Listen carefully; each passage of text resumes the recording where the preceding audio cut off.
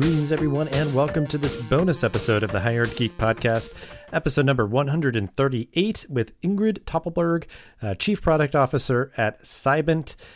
So this is an episode that is revisiting a topic of cybersecurity education that it's been a while since we had talked about it last, but it is as timely as ever. So that is kind of where we start things out. And then the conversation is really great. I really appreciate Ingrid's point of view. I mean, she comes in with a global perspective and a lot of different experience and just a really deep passion for this work and really understanding how it really kind of gets down to the micro level and kind of people's behavior and point of views, and how do we try to create that culture where everyone's taking the steps that they need to help keep their organization is safe on the web. So please do keep the conversation, connect with Ingrid and all the stuff that we talked about in the episode down in the show notes. But thank you so much for listening, and please do enjoy this bonus episode of the Higher Geek Podcast, episode number 138 with Ingrid Toppelberg. All right, we are here to talk about a very timely topic, as it has been, I think, for several years now, and one that we haven't discussed on the podcast for a little while, but cybersecurity education, a really kind of hot button issue, a timely topic in our day and age here. So I'm just really excited to have some time and space to talk through it more. But we'll start out as we always do. Ingrid, if you want to introduce yourself and give a brief overview of your professional journey and how you got to be where you are today. Thank you. Thank you very much for having me here. I'm very excited. I am, as you may be able to notice from my accent, I'm originally from Argentina. I studied economics there. I started my career in finance and then moved to management consulting at McKinsey. I did my MBA at MIT in the US. Then I returned to McKinsey. Then I started traveling around the world. I moved to Singapore and to San Francisco, and finally back to Boston, where I had my own consulting firm specializing in EdTech and also in digital transformation. And about 2.5 years ago, I moved to Israel, where I live now in Tel Aviv. And I joined Cybent, which is a cyber education company. And I'm also the head coach for MIT Bootcamps, which is an entrepreneurship bootcamp run at MIT. Yeah, so I want to talk about the bootcamp thing kind of briefly as well, just because I'm very curious about it. But so yeah, I mean, you're at Cybent. Definitely, I've been hearing a little bit more about it, seeing some headlines that you all are kind of joining forces with HackerU and all that. You're doing great work. So just for folks who might not be aware, though, if you want to explain briefly a bit what Cybent does. Yes, definitely. So at Cybent, we want to help make the work safer. So we do reskilling and upskilling in cybersecurity. So basically, we have cybersecurity bootcamps that allow students to go from no technical background to entry-level positions in cybersecurity in 3 months full-time or 6 months part-time. And we also do upskilling on the corporate side, where in organizations, different people in organization need to know different things of cybersecurity. Everybody needs to know awareness. IT people need to know something else. Developers need to know how to do their work securely. And security people need to know about how to improve their security skills. So we also develop all their online training on demand for the corporate side. So basically, we reskill and upskill in cybersecurity all around the world. Yeah. I mean, obviously, your story is a global one, and the work that you do is global. Cybersecurity is global, so that's a really great perspective and just work. But because I think we'll sit with this for a little bit, is kind of the past, present, future of your work and kind of how it gets done. So kind of speaking to that, maybe certainly in kind of the global scope of things, but just cybersecurity is a topic that just continues to grab headlines. Different breaches happening, and people needing to change all their passwords and all that. So everybody kind of feels it, but your work is trying to train the people to help protect the people, like you're saying, from these sort of threats and everything. But how have you seen your work in helping to engage and educate people and all that change over the past few years? Well, it has been a very interesting journey for me because when I joined Cybint, I didn't know much about cybersecurity. And cybersecurity here in Israel is a thing. Like people know and aspire to work in cybersecurity, but outside in the rest of the world, not really. And I always make the parallel that, for example, I come from Latin America, and unfortunately, crime rates in Latin America are high. So there's things that we do naturally, like we don't leave our bags unattended, we don't walk in the street and talk on the phone, or we don't put our bags in the passenger seat of a car. Like there's things that for us are supernatural, but when someone from another country where they are not used to this level of crime comes, if they don't know these rules, they are going to be attacked, right? Mm-hmm. It's very very simple. And it's not complicated things, it's just like pay attention to where you put your purse. It's not like very complicated things, but if you're not aware of it, you're not going to do it and you'll have trouble.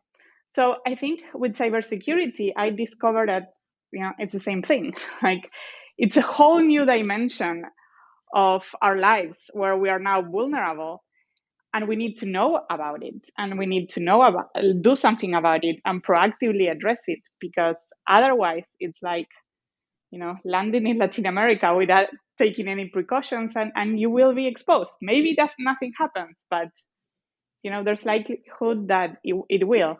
So since I joined, I've actually started a personal journey into helping people like be aware that they need to do these things.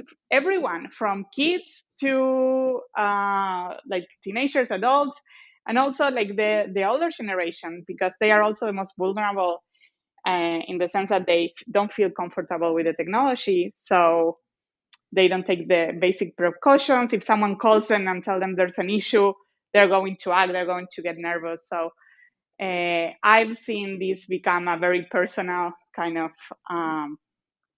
journey, helping everyone be aware of this. But at the same time, nowadays in the world, there's about 4 million vacant jobs in cybersecurity, which means that there's 4 million jobs waiting to be taken, but there's not enough people with the right skills to fill them. So this is heartbreaking, right? Because so many people are losing their jobs because of automation, technology, crisis, COVID, etc. That it's super important to give people the opportunity to reskill so that they can take this opportunity, these 4 million jobs that are vacant and that are only growing, because like cyber now, like most of the crime happens in the cybersecurity space or in the cyberspace.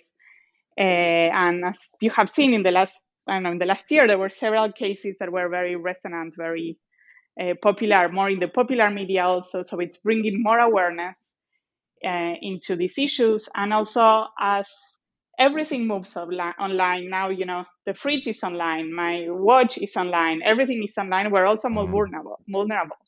So the opportunity for crime in the cyberspace keeps growing, and with it, the opportunity to and the need to defend this space. So I really see it as a kind of double edged, like a great opportunity to help people protect themselves and to help people protect themselves by having jobs that will exist in the future. Mm-hmm. Right. Because like it, yeah, our lives are only going to continue to be more online. And I appreciate you mentioning that, just being like, yeah, I mean, like, because, I am always like, man, I'd really love to have more smart home stuff. But I think there is like subconsciously where it's just like, well, I mean, like, yeah, it's just a whole other layer of like, stuff that could be hacked and all that. But it's like, I think like when I want to invest in it, I want to do it the right way and being, safe and all that. But yeah, there's just more stuff there. And what my mind was going to is like, there's so many facets that have sort of evolved over the past year, that being one of them, just more sort of, smart enabled devices and everything. But then like, there's sort of like the macro, organizations like requiring two-factor authorization and like, encrypting things and like doing all this stuff. And then, yeah, trying to like educate the individual to understand why something like two-factor authorization is important and strong passwords and, things like that. And even like, and maybe you can speak to this just briefly, like, because in my experience too, where it's now almost like expected that IT professionals in organizations are trying to do that work. You're almost now like training the trainer, or like educating somebody who would then educate users in their organization of like, like don't click on that link in that email, even though you thought it was your like package getting delivered to the office or something, whatever. So like, has that kind of shaped a little bit more just what you've seen? Is that like you have to do like the technical piece with people that want to do this work, but also like they need to be prepared to help other people in their organization kind of do better when it comes to cybersecurity?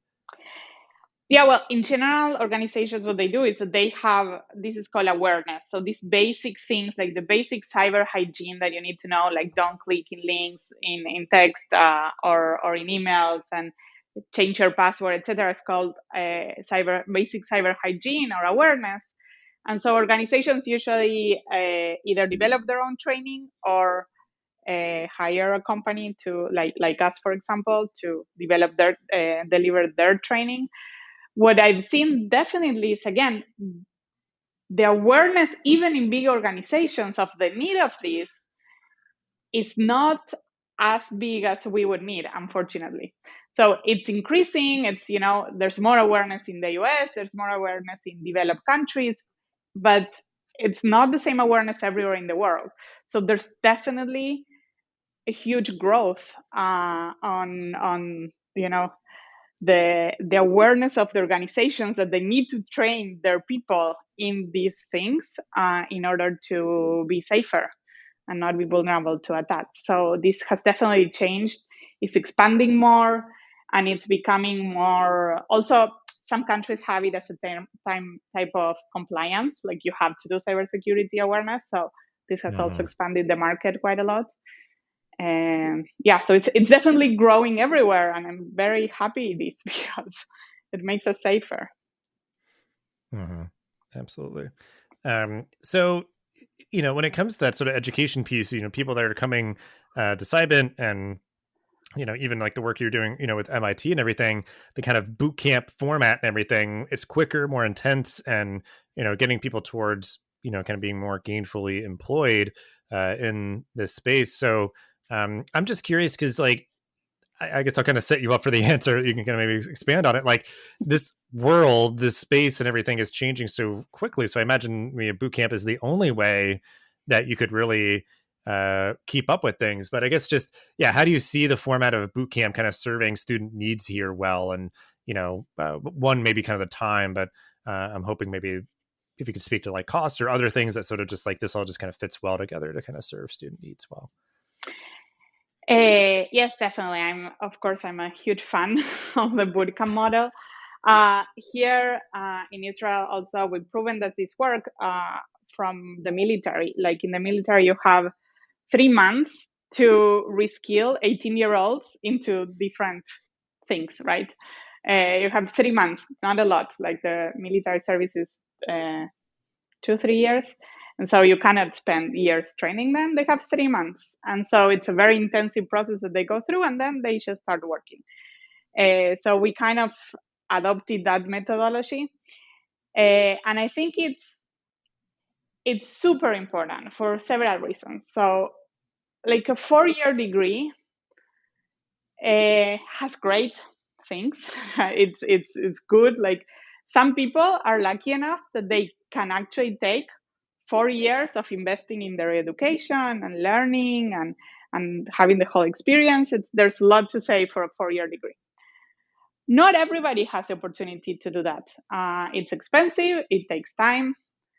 And depending what you're studying, it may or may not be valid for the rest of your life also, right? I don't know. Some people might have studied, law 20 years ago, and a lot of what lawyers are doing now, it's being automated, for example. So you never know. On the other side, the 4 years is expensive. It takes a lot of time. And also the way that universities are designed, like it's hard to change the content. There's a very long process to create new courses, etc. So the content is not necessarily as dynamic as you need it. And in particular in cybersecurity, there's new threats all the time. So it's not like, even if I wanted, I cannot teach you now everything you will need to know, because tomorrow a new criminal comes up with something new and you'll have to learn it, right? So it's really important, this the adaptation that we can do with the boot camps that are shorter courses that can be a lot more connected with the industry, a lot more connected with what's actually needed in the market, and can adapt fast. I think it's a really, really critical thing. And then on the other hand, it's more appropriate for people who need to reskill, people later in their careers, that maybe when you're 30 or 40, you don't want to take a 4-year new undergrad or a 2-year master's or something like that. Mm-hmm. And you can do a 3-month boot camp in different topics and, start a new career. Well, yeah. And I imagine, correct me if I'm wrong, but like, people who are making a career change or, they're laid off or something, they're maybe in a place, they want to be able to focus on reskilling, getting into cybersecurity to do that 3-month program, and then get their first job. And then through there, if they want to continue like sort of expanding their skills, it's at least that like it then becomes sort of like a symbiotic relation, like you're doing the work and you're learning about the work and all that, like, but you do at least have to get a start of like, okay, I'm just going all in on this boot camp, this, whatever the first one I do is, 3 months, complete it. Then that can get me towards like, maybe an entry level position. And then I continue sort of like lifelong learning, expanding my skills and moving up and all that. But at that point, once you at least like get the first job, it then like can make the learning experience that much more powerful, because you're doing the work while you're also learning about the work. So it's that much more, I guess, like tangible, yeah. maybe. Yes, absolutely. This is super important. And in general, I think like the lifelong learning, just there's no way out these days, Like I did like one of the best MBAs in the world 10 years ago.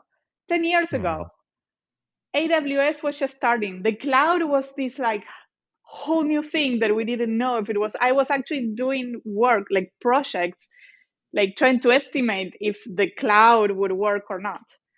So the world changed, like, and there's so many things happened since then. It's been 10 years. It's not a lifetime. It's just 10 years.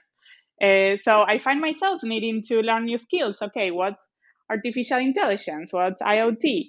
Well, the cloud, of course. Data, like there's so much that's changing. So by definition, I think with the lifelong learning is something that we just need to get used to. And one thing that we put a lot of emphasis on in our bootcamp is that skill to learn, because you need to know how to learn. You need to know how to look for your own answers. And these days, Google is your best friend, and you need to know how to use it smartly, because reality changes. And at the end, the only constant these days is change. So this skill, the learn how to learn, it's a really, really essential skill that we should all get used to. And none of us should be expecting like not to learn anymore, because it's just not going to work.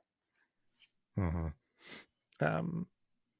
yeah, I mean, it's even the thing, like you said, of like, certain things, if you need it right now and it's, kind of just a transactional answer, yeah, you just search for it, through Google or any other resource kind of databases and stuff, and you could get it. And then it might be that you recognize like, well, maybe I do need to do like a LinkedIn learning about like X, Y, or Z, or then it's like, well, actually, this seems to be like, just a blind spot for me. Maybe I do need to go back and do something a bit longer, more formal to build up my knowledge base there. So like, it's the idea. Yeah. It's like, there's kind of a suite of options. Like I always think of it that way, where like, I think some people think that like boot camps or something are going to like replace college. And I'm like, yeah, I mean, they might like chip at the margins a little bit, kind of chip away at like these 4-year irrelevant programs that like, there's just no demand for, but it's like, it can all sort of like lock in together and sort of the stackable stuff or whatever. But like, there's value in all of it. And because like people need different things at different times to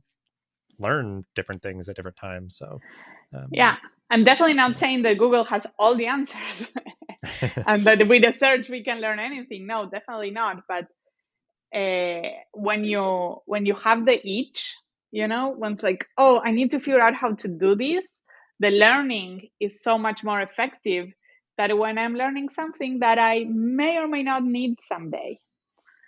So when you're working and you're facing, like, you find, oh, I need to solve this, then you'll, solve it. And yeah, it may require some training, different things, but it's a more hands-on learning experience, and that makes the learning a lot more powerful. Mm-hmm. Yeah. Well, because I think just to really like kind of put the final nail into it, because it's like I just see a lot where, higher education, it can be a key that opens doors and all that. And certain people they see it as kind of a transactional thing. They want to go through as quick as possible, check the boxes and give me the piece of paper and I'll see you later. And it's like, yes, the credentials matter. Like a lot of fields do need certifications and licensure and all that. And like you need to kind of have those credentials. But like you said, like learning how to learn and making it sort of tangible and relevant and those sort of things, it's such a like kind of secret sauce, like that's the thing that kind of makes it special and makes it stick and all of that, just kind of that curiosity and those sort of things. So I think that it's very good to hear that that's sort of like on your mind as well. And yeah, kind of trying to meet learners when they're sort of eager to learn and open to it and sort of, affirming that as an important value to make sure people feel comfortable and sort of understanding that it's like you said, they're going to need to come back to learn more stuff. So like, just be prepared for that. So yeah. Well, kind of looking towards the future a bit, just I guess specifically like for Cybint, like you are educating people on these topics and everything. And I guess to an extent, you maybe impossible to predict where this work is going, but like, just where do you see this work going looking ahead? Because I think, I don't know if it's just the way that you teach people or just like the supports that you put for people while they're learning, but anything, I guess, that you'd want to share that what you're thinking about of like where you see this work going in the future. So one, I see it expanding clearly. Like I see the demand growing as like the same way that, for example, developers boot camps grew a lot in the last, 10, 15 years. I see cybersecurity also starting to grow a lot because also cybersecurity, it's a lot more diverse than programming, for example. Like, you may have to be an investigator or you may have to be a defender. Like it requires a lot of different skills. So can be appropriate for a lot of different people. And in general, what I also see, and may not be or maybe obvious now in COVID times, but like 4 years ago, for example, when I was at MIT, we had this bootcamp it's a 1 week intensive learning experience on entrepreneurship. And then we had the online version, and the online version was different. It was kind of colder. Like the in-person version was super passionate teamwork, coaches, and it would like change people's lives. And the online version, not so much. And I said, like, why? Why can't we build amazing, intensive, life-changing experiences online too? So we started converting the program into like this amazing community building experience online too. By the time COVID hit, we were ready because we had already been doing this work. And the same thing's happening with Cybint. So in the boot camp, for example, it's 3 months. It's a very intense, it's 3 months, 8 hours per day. It's a lot. It's a lot of time. But we develop it in a way that it can be flexible, can adapt to different learning styles.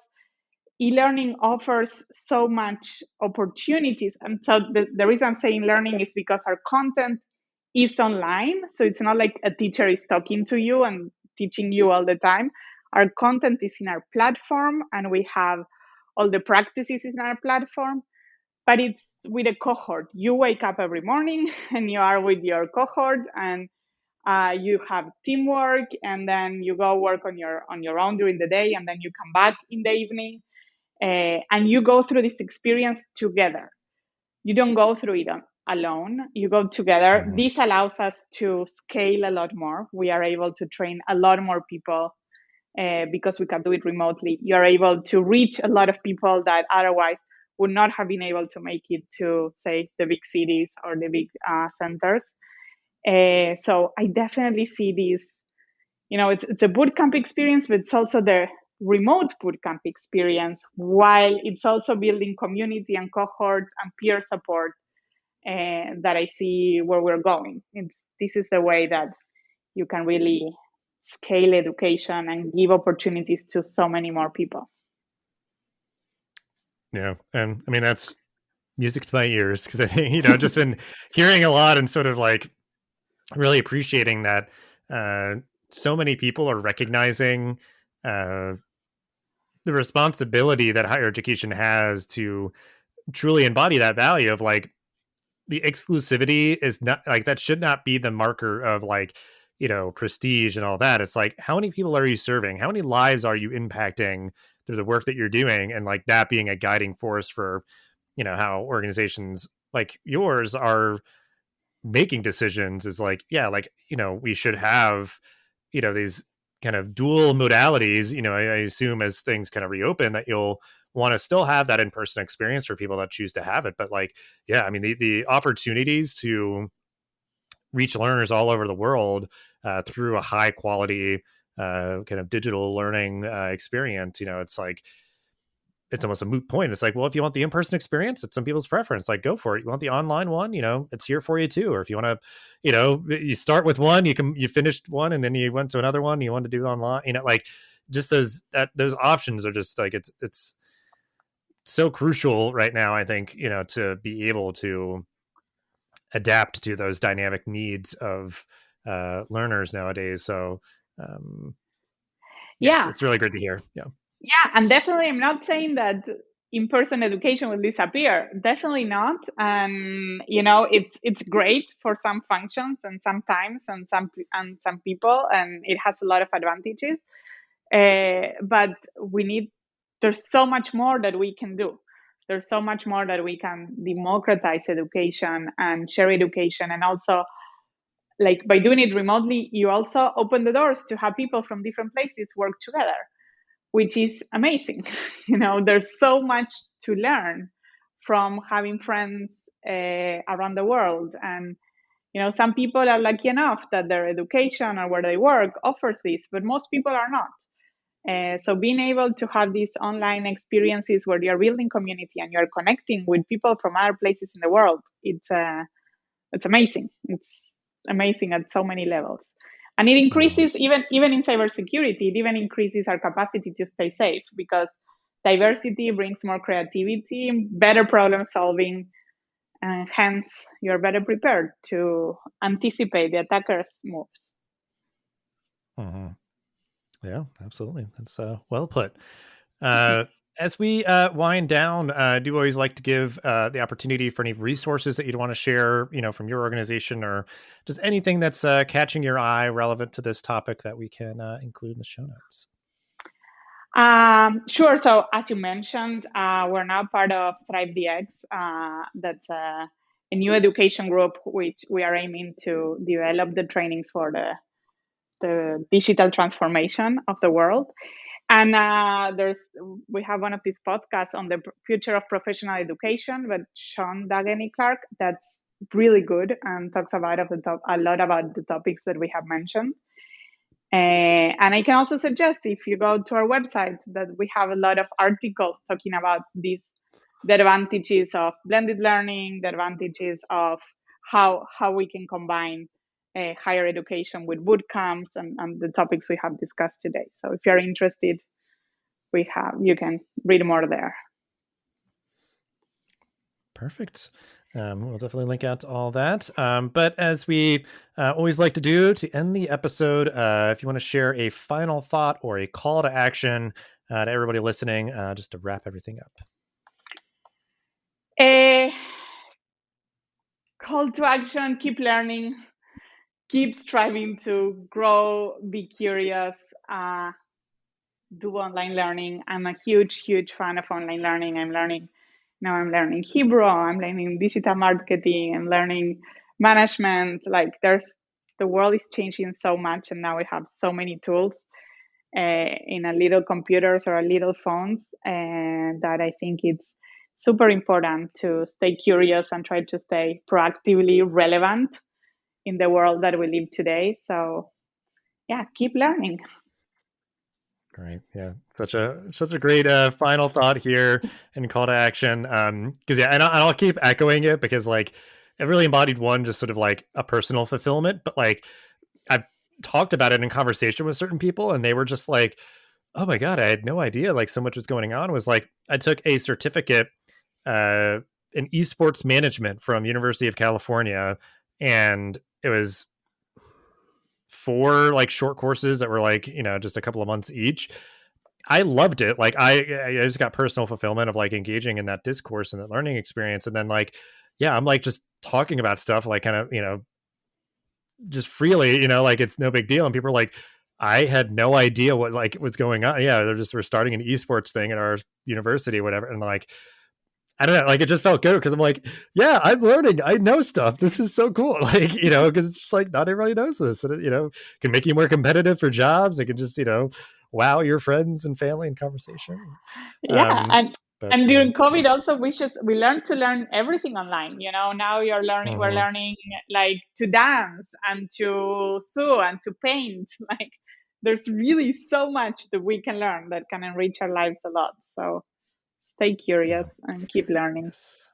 Yes. Beautiful thing. Yeah. Well, thank you so much for your time today, Ingrid, and sharing all that you did. And we'll have ways to connect with you and the work that you do in the show notes as usual. But yeah, it's a great conversation. Appreciate your time so much.